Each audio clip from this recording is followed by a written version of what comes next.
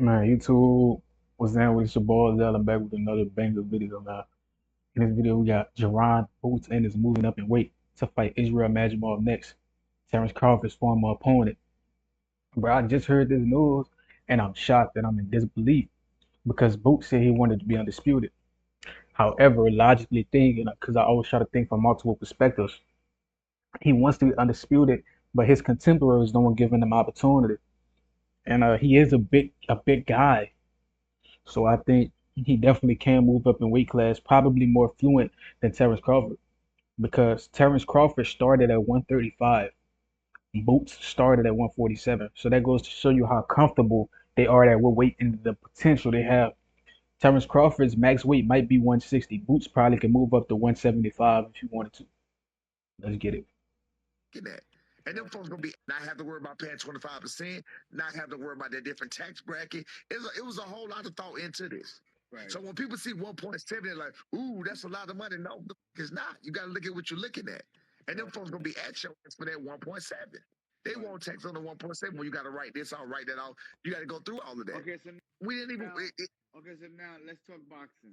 Yes, sir. You know what I'm saying, with the skill level that Brian Norman possesses and an opportunity at fighting a fighter like Boots, where Boots lies at right now. Let's just say we take 1.7 and we fight Boots and we beat Boots. You don't think that then on the rematch, through the roof, you could probably get double $4 million on the rematch? Absolutely. But the reason I felt tried and the reason I know for a fact Eddie didn't want to make the fights because we gave him the off top. We got word of what he offered the other ones, and it was exactly what we wanted. For one, I think Stayonis wasn't. Stayonis was lower. Barrios, I think, was right there at it. Boots moving to 154 pounds. I love the fight. We reached out to Bokachik. You know, I think that's a great fight. You got Israil Madrimov. You know, you got some great fights at 154 outside of the champions. Love to fight a champion. But we've got some decisions to make over the next 72 hours. But the decisions will not include Brian, Norman, Adrian, or Derek. Will you find it tough ever doing a fight with those guys again after this? Of course not. I don't care. I'd love to do a fight with them. But sometimes you miss the boat. Listen, maybe it all works out and we end up doing a unification, but he won't be getting any more money. That's it. That's the money. I mean, with all due respect, last time I checked, Brian Norman weren't that popular in Las Vegas. Where is Brian Norman from? Let me look it up now. I can't actually believe Brian Norman's turned this fight down. This is the problem with boxing. I don't know anything about Brian Norman, so we're going to just get some facts up right here now. It's not even coming up in the search. It's not a good sign, is it? But you seen his last fight, what he made? I didn't. Yeah, 100 grand. So do you want the good news or the bad news first? Well, the bad news is I don't have a real estate course to sell. But breaking news: Eddie Hearn came out revealing after Brian Norman turned down $1.7 million to fight Jaron Ennis in a unification.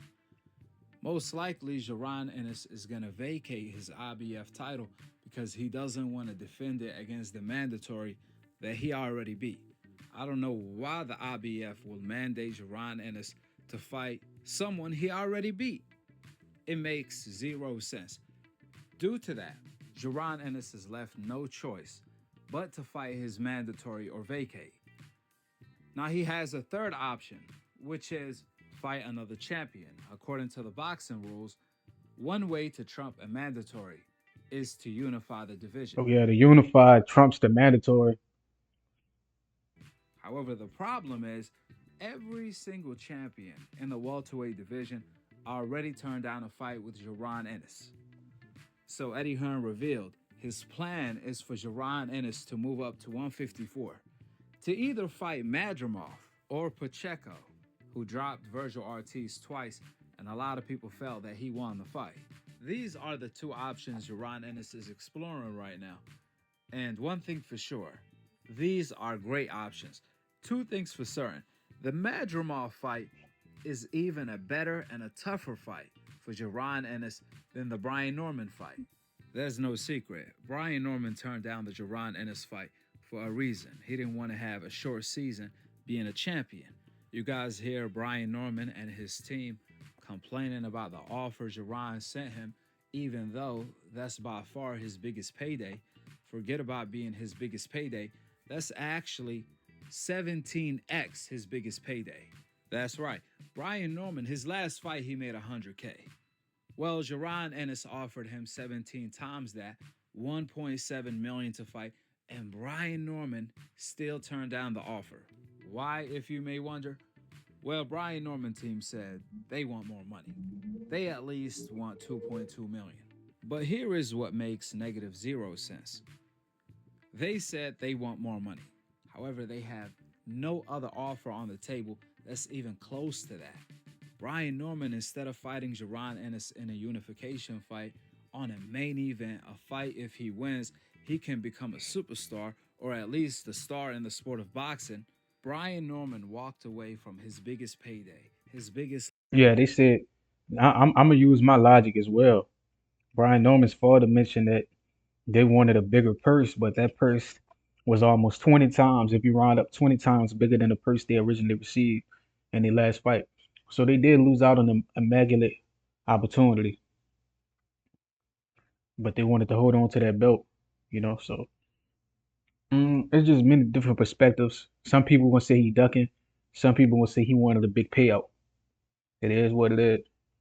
Legacy Day in order to fight Derek on an ESPN undercard for a few hundred thousands.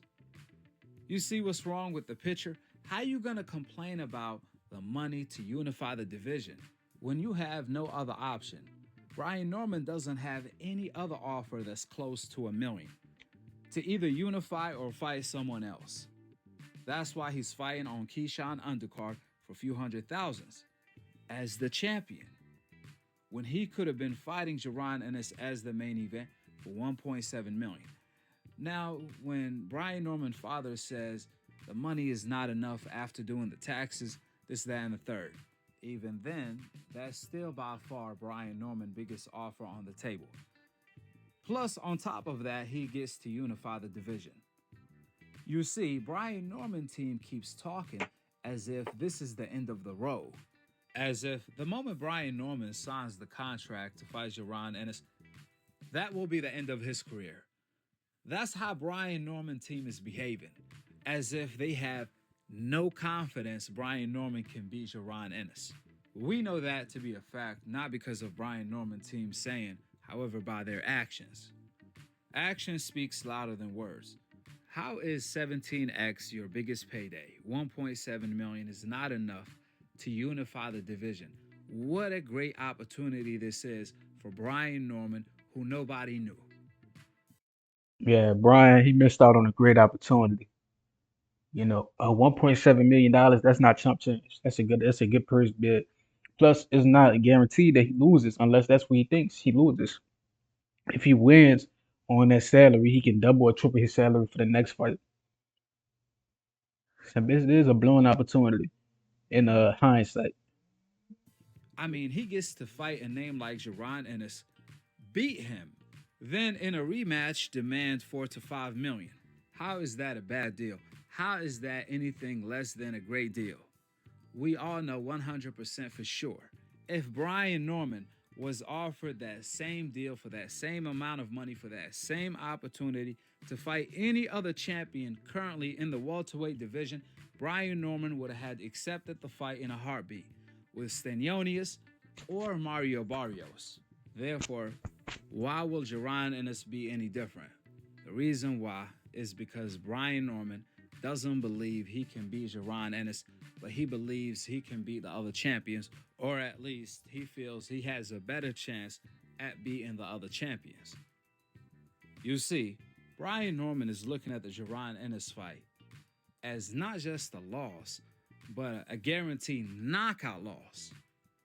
That's how Brian Norman is treating Jaron Ennis, with so much respect. Not with his words, but more so with his actions. Yeah, Brian Norman can say, nobody's scared of Jaron Ennis, he's not the boogeyman, but he's not willing to step up to the table. Remember, it was Brian Norman who raised his hand to fight Jaron Ennis. It was Brian Norman who called out Jaron Ennis. Jaron Ennis wasn't even checking for him. Then, when Jaron Ennis called Brian Norman bluff, All of a sudden, Brian Norman went ghost mode. In all reality, Brian Norman is making a big mistake by turning down his biggest payday, an opportunity, and a payday to fight Jaron Ennis, since he's in a win-win situation. If he fights Jaron Ennis and loses, depending on how he loses, he can still end up being a winner. If he makes the fight, Yeah, he definitely could be a winner if he go out on his shield and don't cower away from the fight and get in a fight with Boots or make it a tough fight on Boots. Just like this guy did. I think this the IBF mandatory. I think his name is something Malev or some shit. I believe he's Russian. From that Eastern European, Ukrainian style. But Boots, man, I would love to see him move up to 154 because he's a big welterweight. He has a high ceiling when it comes to how many weight classes he can fight in because of the physique and the stature that he has. When he's at welterweight, he has a lean stature. If he adds more muscle and gets more bulky, I can see him peaking out at 68 or even 175. That's how big and how much power and skill this dude got. You understand me? competitive, oh, that's a big win for Brian Norman. His stock will go over the roof. If he manages to go to the distance and not go to sleep versus Jaron Ennis, his stock will still rise. If Brian Norman beats Jaron Ennis, then he's a star. He's automatically a star. Brian Norman will be a star just by making the fight competitive, let alone winning. But if Brian Norman goes in there, gets beat up every single round, then gets knocked out, in that case, that's when Brian Norman would be asking for more money, perhaps $2.2 million. So it could be some type of retirement money, a career-ending type of fight. Due to that, Brian Norman would want a career-ending type of payday, which is exactly what Brian Norman and his team are doing. They asking for a retirement payday, a career-ending type of payday, ready to lose by knockout type of payday from Jaron Ennis in order to accept the fight. That's exactly what I'm trying to say.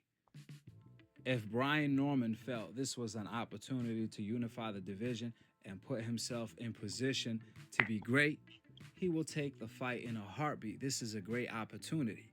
But if he's looking at this fight like his career is going to end, then of course, he would rather keep the belt longer before choosing to be ready to lose by knockout to Jaron Ennis for $1.7 million. Therefore, what Brian Norman and his team need to realize, Eddie Hearn is offering them $1.7 million for a great opportunity to unify the division. We're Tire Rack. We test tires to provide you with truth, transparency. He's not offering them $1.7 million to get knocked out by Jaron Ennis and become a meme.